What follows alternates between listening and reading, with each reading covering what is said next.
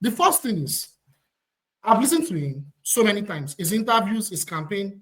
The truth is, there is no socialist or element of socialist ideology in any of his plans.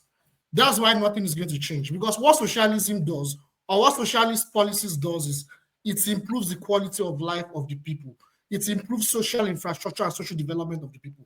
That's number one. If you look at many examples of great African leaders, they have tried to make impact, or that have made impact.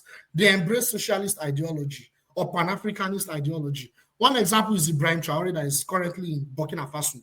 Another example is what's going on in Namibia and Malawi. You guys should go and see those women and the incredible things they are doing.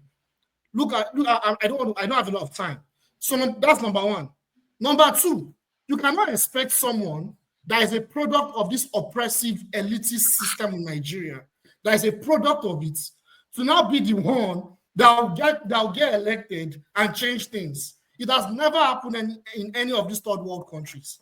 If you are a product of the system, you are a product, you collaborated with the system in the past, unless if there's an idea that as an individual, you are a product, you have repented.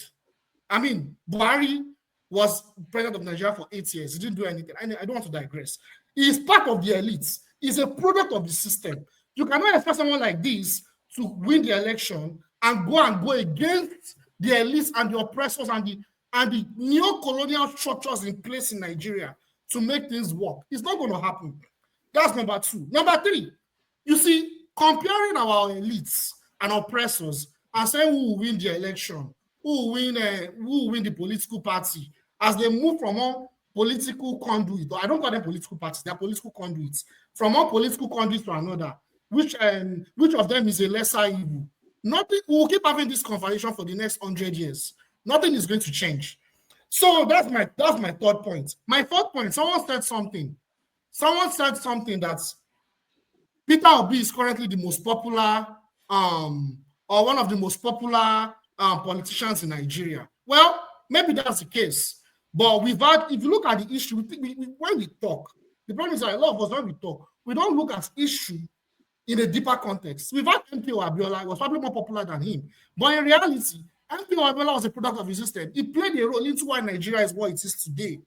But the truth is, if MPO Abiola had won that election, nothing was going to change. We can be emotional, but that's the truth. What's the name of this guy? Buhari. Remember the time of change. Maybe we've forgotten the time of change. Have you forgotten? Jonathan was a bad president, right? Quote unquote. He was a bad president. We voted in Buhari because he said, when he was a military head of state, he fought corruption, he fought the elites, and he would make things work in Nigeria. He had great plans for the people of Nigeria. We saw what happened.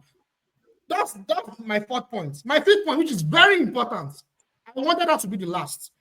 You see, a man that is a Western puppet, a neo-colonial puppet, like I said, is a product of the system that has been documented clearly. These are documented. There is even documented evidence. We can be emotional how we want of having offshore accounts. Let me even read one of those. Gabriela Investments is one of them. Oh my God.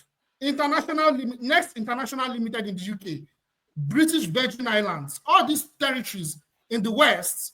This man has offshore accounts. There are allegations against this man that he has offshore accounts, in those countries. And when he was interrogated, he said it was for personal reasons, for his family and for estates. That he's a businessman, he's into real estate or something. But the point is, all these investigative media platforms, they cannot just go and make false allegations. He has offshore accounts, and there is a linkage between incompetent African leaders, Western imperialism, and neo-colonial structures and offshore accounts. There is a huge linkage. I don't want to go into it, because if I go into it right now, I'll spend another 1 hour. I'll stop there.